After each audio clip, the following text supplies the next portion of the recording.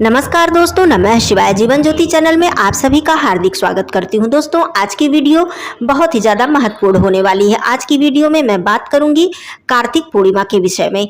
कार्तिक पूर्णिमा अपने आप में कितनी महत्वपूर्ण है, कितनी खास है, कौन कौन से प्रमुख कार्य कार्तिक पूर्णिमा पर किए जाते हैं, आइए सभी जानकारी इस वीडियो में प्राप्त करते हैं। आशा करती हूँ आप सभी लोगों ने तुलसी विवाह और देवउठनी एकादशी के पर्व को बहुत अच्छी तरह से मनाया होगा।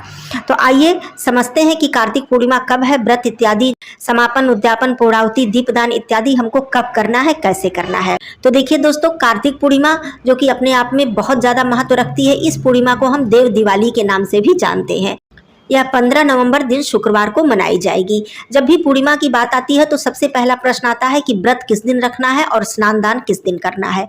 तो इस बार मैं बता दूं कि संपूर्ण पूर्णिमा हमें प्राप्त हो रही है, अर्थात सूर्योदय कालीन और रात्रि व्यापिनी दोनों ही पूर्णिमा एक ही दिन है, अर्थात 15 को है। तो इसी दिन हमें पूर्णिमा का व्रत भी रखना है, इसी दिन स्नान दान भी करना है और इसी दिन हमें सत्यनारायण व्रत भी रखना है। इसी दिन भगवान सत्यनारायण जी की कथा का श्रवण भी करना है। यह पूर्णिमा देव दिवाली के नाम से जानी जाती है, तो इसलिए दीपदान का इस दिन बहुत ही महत्व है।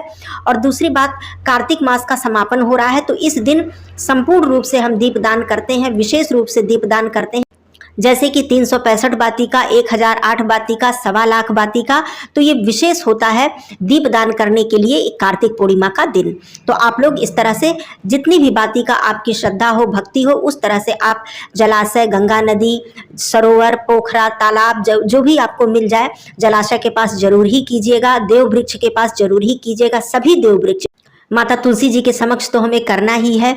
उसके बाद किसी भी देव मंदिर में आप दीपदान जरूर कीजिएगा, भगवान विष्णु जी के समक्ष दीपदान कीजिएगा। और हाँ, आकाश दीपदान करना बिल्कुल मत भूलिएगा। यदि आपने पूरे माह में नहीं किया है या फिर किसी विशेष तिथि पर भी आप नहीं कर पाए हैं, तो इस दिन आकाश दीपदान आप जरूर ही कीजिएगा, चाहे 365 बाती का, चाहे 1.25 लाख बाती का, चाहे केवल एक ही बाती का, लेकिन कीजिएगा जरूर। ये हो गया विशेष।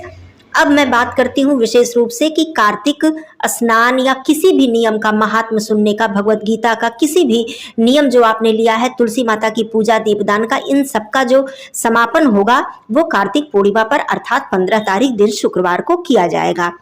अब यहाँ पर यह भी बता दूं कि समापन और उद्यापन में क्या फर्क है। उद्यापन अर्थात पूर्ण रूप से उस व्रत या उस नियम की समाप्ति को उद्यापन कहा जाता है। तो उद्यापन जो लोग करते हैं, जिनका कि ये नियम, कार्तिक स्नान का नियम 12 वर्ष तक पूर्ण हो जाता है, वो लोग संपूर्ण उद्यापन करते हैं। और हर वर्ष जो लोग करते हैं उसे समापन और पूर्णाहुति कहा जाता है। तो समापन और पूर्णाहुति या उद्यापन दोनों ही चीजें आप स्वयं भी कर सकते हैं और आप पंडित जी को बुलाकर भी करवा सकते हैं। अपने जैसी भी आपकी सामर्थ्य हो, शक्ति हो, उस हिसाब से आप कर सकते हैं।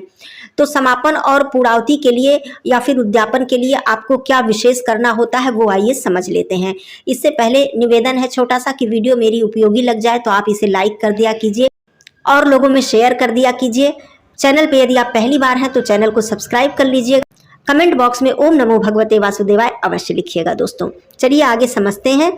तो उद्यापन और पूर्णाहुति के लिए मुख्य रूप से आपको ब्राह्मण भोजन, दान, हवन और साथ में दक्षिणा, ये चीजें महत्वपूर्ण होती हैं। अब ये चीजें जो है ये अपनी शक्ति सामर्थ्य के अनुसार है कि आप एक ब्राह्मण को भोजन करा रहे हैं या फिर 100 ब्राह्मण करा रहे हैं, 50 ब्राह्मण करा रहे हैं, ये अपनी सब श्रद्धा और शक्ति के ऊपर होता है। लेकिन ब्राह्मण भोजन कराना या फिर नहीं करा पाते हैं तो संपूर्ण सूखा भोजन, सूखा अनाज आपको दान करना चाहिए और गौ माता को आपको भोजन करा देना चाहिए। इससे भी आपको संपूर्ण पुण्य फल प्राप्त हो जाता है ब्राह्मण भोजन कराने का। उसके बाद दूसरी बात आती है हवन। किसी भी चीज की पूर्णाहुति तभी, जिसको कि पूर्ण आहुति कहा जाता है, इसीलिए हवन करना बहुत ही जरूरी होता है। ये आप बहुत ही सूक्ष्म तरीके से स्वयं भी कर सकते हैं। तो आप जितने भी आपने नियम उठाए हैं, चाहे स्नान किया हो, चाहे आपने महात्म सुना हो, चाहे आपने तुलसी दीपक जलाया हो, तो इन सभी के निमित्त आपको हवन जरूर करना चाहिए। हवन बहुत ही आसानी से, आप मेरे चैनल पे हवन की पूरी विधि दी हुई है। तो हवन आप बहुत आसानी से आम की लकड़ी या फिर गाय के उपले पर अग्नि प्रज्वलित करके, और जिस पर्व के निमित्त हम हवन करते हैं उसी पर्व के अनुसार हम मंत्र का उच्चारण करते हैं और आहुति देते हैं। जैसे कि ये कार्तिक मास भगवान विष्णु जी को समर्पित है, माता तुलसी जी को समर्पित है, माँ गंगा जी को समर्पित है। इसलिए आप जब हवन करना शुरू करें तो सबसे पहले अग्नि प्रज्वलित करके आप अग्नि देवता के नाम से आहुति दें। भगवान गणेश, माता गौरी जी, त्रिदेव के नाम की आहुति दें, ग्राम देवता, कुल देवता, पितृ देवता, सबके नाम की आहुति देने के बाद मुख्य रूप से जिसके निमित्त आप कर रहे हैं, जैसे भगवान विष्णु जी के निमित्त आप कर रहे हैं, माँ गंगा जी के निमित्त आप कर रहे हैं, माता तुलसी जी के निमित्त, तो सभी लोगों के निमित्त आप 5-5 आहुति या 7-7 आहुति इस प्रकार से आप देते हुए आप हवन अपना संपूर्ण करें। या फिर तुलसी जी के 8 नामों का जप करते हुए आप आहुति दें, माँ काली जी, माँ गौरी जी, माँ सरस्वती जी, इस तरह से सभी देवी देवताओं के नाम की आहुति देकर आप अपने हवन की पूर्णाहुति, अपने नियम की पूर्णाहुति कर सकते हैं। और सभी कुछ के निमित्त आपको कुछ थोड़ा थोड़ा दक्षिणा अवश्य रखना चाहिए। जैसे कि तुलसी का नियम आपने समाप्त किया तो वहाँ पर हवन करके, दान करके आपने दक्षिणा निकाल दिया। महात्म के निमित्त आपने, महात्म चाहे आपने पंडित जी से सुना, चाहे आपने पाठ किया, चाहे आपने मोबाइल से सुना, उसके निमित्त आप दक्षिणा निकालकर आप किसी मंदिर में या ब्राह्मण को दे दीजिए। यदि आप किसी पंडित जी से आपने सुना है तब तो आप उन्हीं पंडित जी को दें, बाकी आप अन्य तरीके से आपने सुना है तो आप उसके निमित्त दक्षिणा निकालकर आप दे दें। तो दान हो गया, ब्राह्मण भोजन हो गया, हवन आपने कर लिया। अब दान में भी मैं बता दूं कि ये भी आप दान कितना कर सकते हैं, कितनी आपकी शक्ति है, ये भी आपके ऊपर है, लेकिन थोड़ा अन्न दान तो जरूर ही करना चाहिए। वस्त्र दान, तो वस्त्र दान में आप चाहें तो एक धोती, गमछा, साड़ी, ब्लाउज का पीस या कुछ भी, जितना भी आपसे हो सके आप एक ही वस्त्र का दान कर दें, जूते, चप्पल, छाते का दान कर दें, अन्न का संपूर्ण दान कर दें, फल मिष्ठान का दान कर दें। तो इस तरह से दान आपके ऊपर है, तो दान आप कर दें, गौ माता को भोजन करा दें, हवन इत्यादि कर ले, तो इससे आपकी पूर्णाहुति और समापन हो जाता है। उसके बाद आप स्वयं भोजन करें। अब यहाँ पर एक बात और भी बता दूं कि जिन भी भाई बहनों ने भीष्म पंचक या फिर कार्तिक में किसी वस्तु को छोड़ने का संकल्प लिया था, क्योंकि मैंने पहले भी बताया था कि यह भी एक प्रकार का व्रत होता है। मैंने कार्तिक मास की जब शुरुआत हुई थी तब भी बताया था, और फिर भीष्म पंचक व्रत की जब शुरुआत हुई थी तब भी बताया था कि आप इस तरह से भी व्रत रख सकते हैं। तो वो वस्तु को ग्रहण कैसे करें, ऐसे ही नहीं कि कार्तिक पूर्णिमा हो गया अब हम उस वस्तु को ग्रहण करना शुरू कर दें।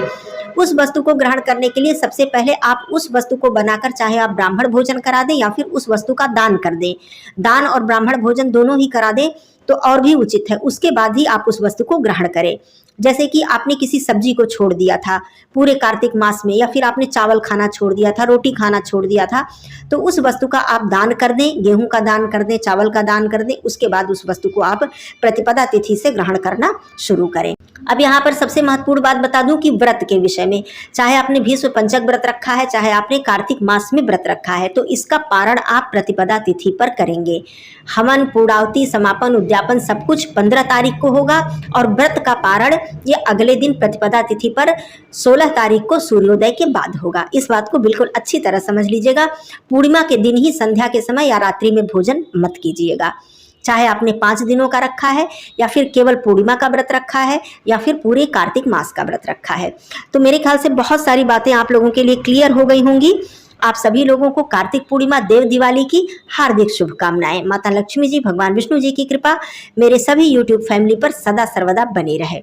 फिर मिलती हूँ अन्य वीडियो के साथ, तब तक के लिए धन्यवाद। नमः शिवाय, हर हर महादेव।